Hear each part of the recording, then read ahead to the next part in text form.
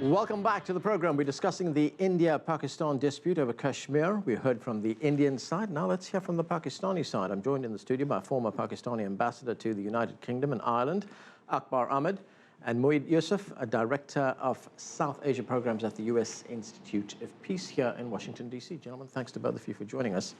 Ambassador, let me start with you. Tensions again rising over Kashmir. We just had this outbreak of violence. We just talked before the break with MJ Akbar. He blames Pakistan for this. He said there's an unwillingness on the Pakistani side to negotiate and reach a settlement. He blamed it on what he called an intransigent Pakistani theocracy. What is your response to what he said? My response is that I'm not surprised. MJ Akbar is reflecting a particular party, a particular government at this moment in time. Pakistanis will respond exactly in kind, as a mirror image. Pakistanis will say that India has consistently had bad relations with its neighbors and so on, and that it's not raising the Kashmir issue because frightened of actually holding a plebiscite which the UN demanded. This is the official Pakistan position. And I do want to underline, Anand, I'm not representing the government of Pakistan. I'm in my own private capacity. But I want to point out something bigger, and I think this is something that concerns me as someone very much committed to promoting peace and dialogue between India and Pakistan, which is that this is a moment in time when this new government, with this overwhelming support that it has in India, could shift the direction of the relationship between India and Pakistan. And that moment seems to be lost. This is what concerns me and really disappoints me, because you have this young girl, Malala, and her counterpart in India, Kailash, both of them, the Nobel Prize winners, pointing out that India and Pakistan need to move towards peace and dialogue. So in a sense, these two Nobel Prize winners bypass this political structure which has locked 1.5 billion people in this senseless confrontation with all the dangers of a possible nightmare scenario of a nuclear exchange. And these two pointing to us as people concerned about the region to begin to talk to each other and try to resolve the issues. Right, Moeed, we've seen this blame game go on for years, and for decades really, between these two countries. Do you have any reason to be optimistic right now when you look at the new government in New Delhi under Narendra Modi? It started off very well. Nawaz Sharif actually attended his inauguration, his swearing-in ceremony. And then, of course, it went downhill from there, and those high-level meetings, as our reporters pointed out, between the two secretaries of state were cancelled. But do you have reason to believe in the long term that there may be a reason to be optimistic that there could be a settlement here? Look, I'll be honest, I was one of those who was trying to be optimistic, trying very hard when the Modi government took over, because there was this narrative that after all, it was Prime Minister Vajpayee of India, another BJP leader, who had tried to mend fences with the then President of Pakistan, Musharraf, who was a military ruler. So BJP is a right-wing party, Nawaz Sharif traditionally right of center, both coming together. But quite frankly, very quickly, that's out of the window.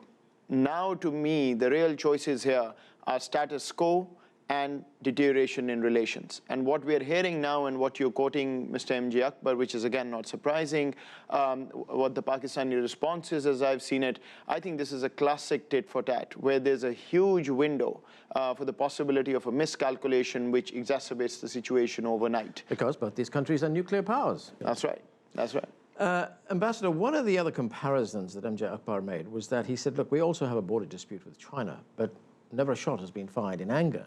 Why do we have this constant resort to violence on the Pakistani border? Well, I'm surprised MJ Akbar said that. He's a great scholar himself. He seems to have forgotten that there was a full-fledged war between India and China, that there have been tensions over the last several decades. India, in the region that's in South Asia, has a different relationship with its neighbors to the one it has with China. And I think this is where India can play a very positive and, I believe, a very hopeful role in bringing harmony within that region. So the relationship between China and India is a slightly different one, and to then make a comparison with Pakistan, again, is promoting a certain point of view. I don't think it's justified in terms of the historical context. Right, Moeed, sometimes resolving disputes like this depends very much on the personal relationship between two leaders. If we take Narendra Modi and Nawaz Sharif, do you think they have that, if I could say, personal chemistry to get over their personal differences, to get over their national differences, make the compromises that are needed, come to a long-term settlement, and get rid of the violence? You know, India-Pakistan is beyond that. There have been leaders in the past who've had good chemistry. Mr. Manmohan Singh, as Prime Minister, seemingly had very good chemistry with the counterparts that he dealt with in Pakistan. But local politics matters at the end of the day. And I think the Modi government has a compulsion not to be seen as the Manmohan Singh government and weak on Pakistan and everything that was said about them in India. And so the rhetoric that's coming out of Delhi right now, I think is as much driven by local politics and the compulsions there as it is by what is happening on the line of control. In fact, what is happening on the line of control is also partly motivated by being seen or wanting to be seen as somebody other than the weak, quote-unquote, Congress government. So I think it's going to be very difficult to get there. If you remember when the inauguration happened, Prime Minister Nawaz Sharif went, there's all this press coverage about both of them talking about their mothers and finding a personal bond.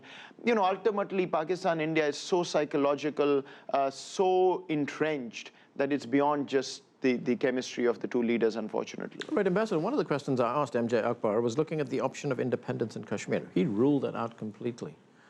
Does that ever enter the Pakistani mind at all? Anand, that's a very interesting question. As not being part of the government, I can sit outside on campus and think about these issues. You know, if I was a Kashmiri, I would say to myself, I've had nothing but misery and violence and prejudice for the last several decades. From both countries. It isn't that Pakistan has given me this rosy garden to live in as contrasted to what's happening in Kashmir, the reality of Kashmir. I would just say the hell with both of them, a plague on both your houses.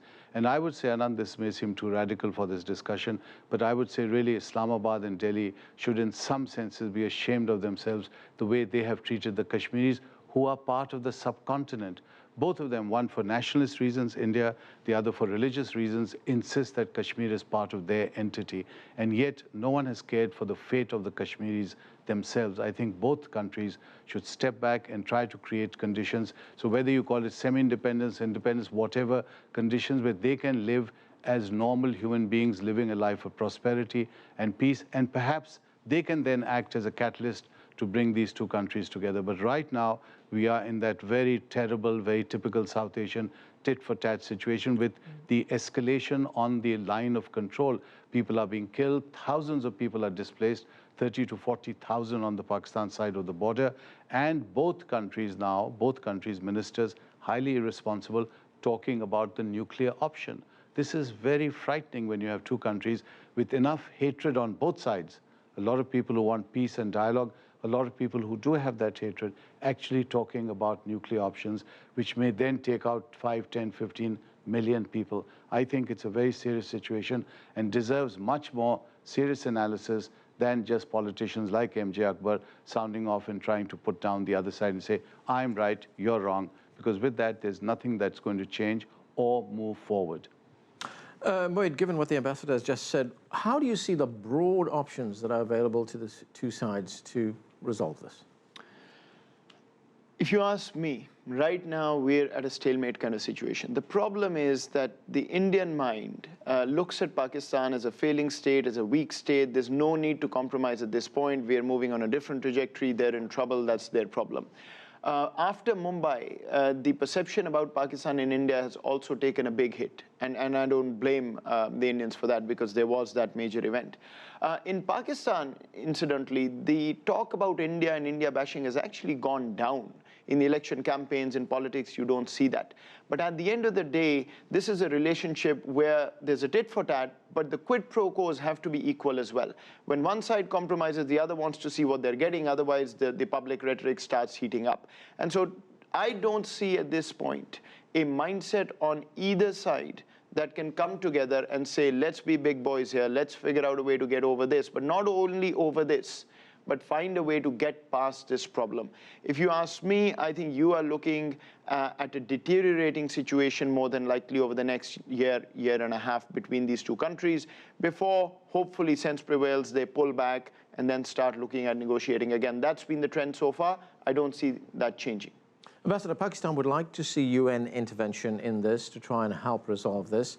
Is that an idea that is getting any traction? Not really, because you again got the same position, India not wanting foreign intervention, Pakistan wanting it. I really believe that this solution must come from South Asia itself. I believe that the answer lies, and paradoxically for me with my Pakistani background to say this, but more of the Gandhian vision. When the Gandhian vision, the vision I refer to, genuinely promotes religious, cultural pluralism, it promotes a sense of understanding, compassion, It promotes a sense of bringing people together, concern for the poor, concern for the less privileged. Those are things that both India and Pakistan should be working towards. And that is what I think, and I hope and pray that Modi would revert to, because after all, he does share the state of Gujarat with the Mahatma. And that is something that's of great value to the world, not just to India and Pakistan. And that's something I hope that India and Pakistan will not set aside and not lose. Okay, Moeed, we've just got a little time. We've got a few seconds. I want to ask you for, is there a role, international role here? I mean, there's a rally that's going to take place in London on the weekend. A petition's going to be presented to David Cameron, the British Prime Minister. Pakistan is asking him to intervene. Is there a role for some international figure? If India and Pakistan were really bothered about what happens on the streets of London and DC, things would have been settled long ago. I agree with the ambassador. This has to come from within, because the Indians are not going to take any third-party role here. Okay, gentlemen, we're going to have to leave it there. Thanks.